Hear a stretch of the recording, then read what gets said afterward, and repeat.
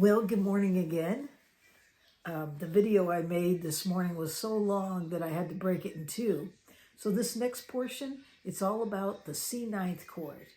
Okay, so let's get started. So what we want to talk today about is the C9 chord. And this is a really neat chord too. I mean, I think some of these chords, they get bypassed. We get so caught up in just playing the usual standard open chords, and there's nothing wrong. That's great. They sound awesome. They'll play most of our favorite songs today. But it's nice to have little tricks, and so I want to show you this particular chord. It's called the C9. Isn't that neat? You notice I'm not playing the outer E, the low E and the high E. I'm just playing, and I have my thumb. Let me put my thumb pick on here. It'll make it sound better. So, isn't that great? So what would you use a chord like that for? Because by itself, I mean, you can slide up and down, but it's actually a great chord. In this case, it's a C9, so it's good to resolve the C to the F. So if you're moving from the C chord to the F chord, if you put it in between that C9, listen to what happens. Hear that? It just kind of slides it in there. In fact, if you use that, let's think of that as being the start of Amazing Grace, right?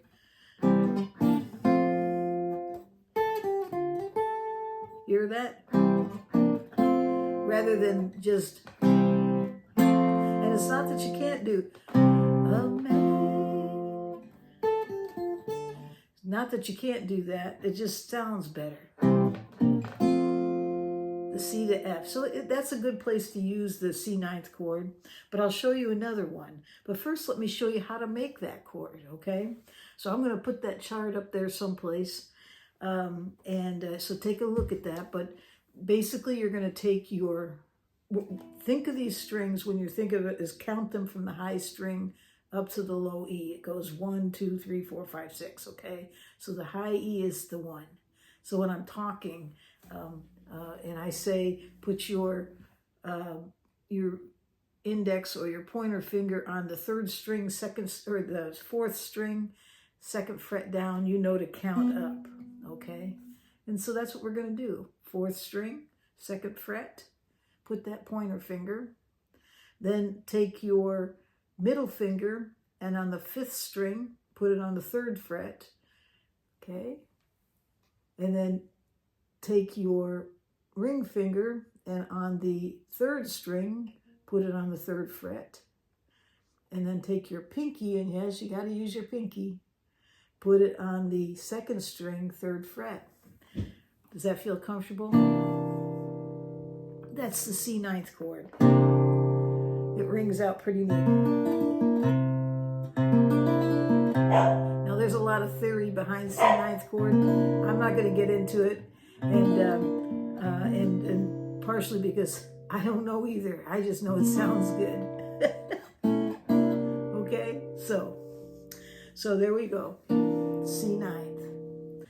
So now that we have that C9 chord, let me just show you a couple of other chords that you might use and mix up with it, okay? All right, so let's look at the G minor 7th chord, okay? This chord is similar to a chord that we learned yesterday, and actually the day before yesterday, we covered them actually on Saturday and Friday, I think it was.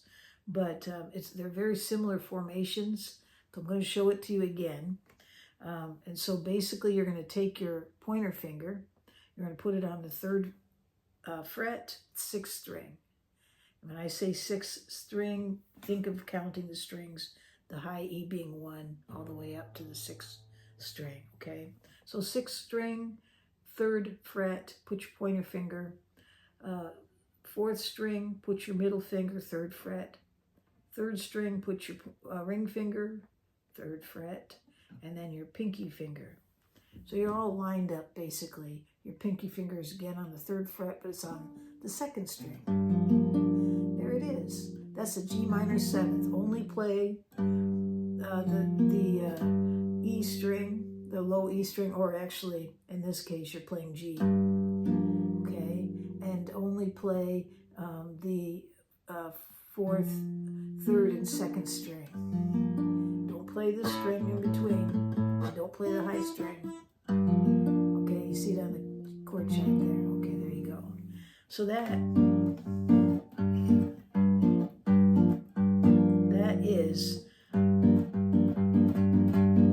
the G minor 7th. If I slide that up 2 frets, okay, that chord now becomes the A minor 7th. Same formation, just up G to A, follow the alphabet. If you move up 2 more frets, you're now on the B, right? This chord alone is a lot of fun, because if you take your pick,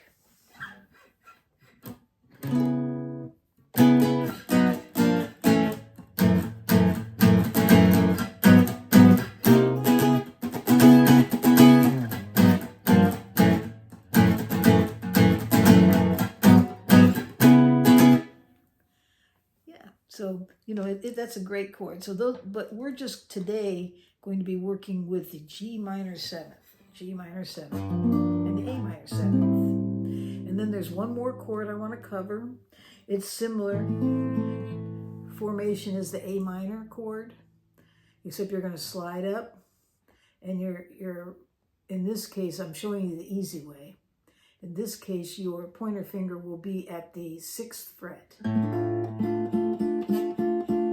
So what you have there is a D minor. In fact, if you put your pointer finger on the 5th fret and then played it,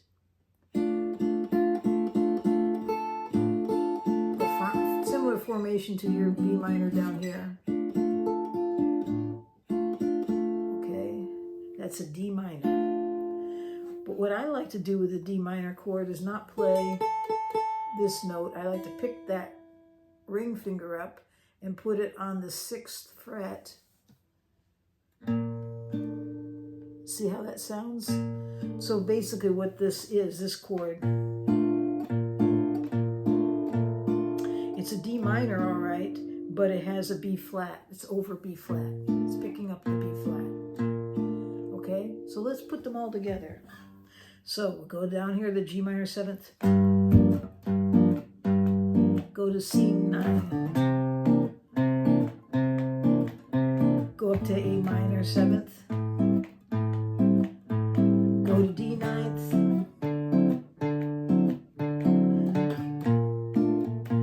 D minor. A minor 7th. C 9th, resolve to F. So take that, play around with it, and see what you can come up with.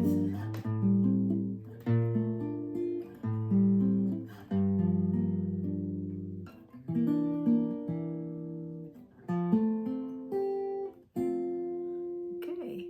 Well, I hope you have a great day out there wherever you are.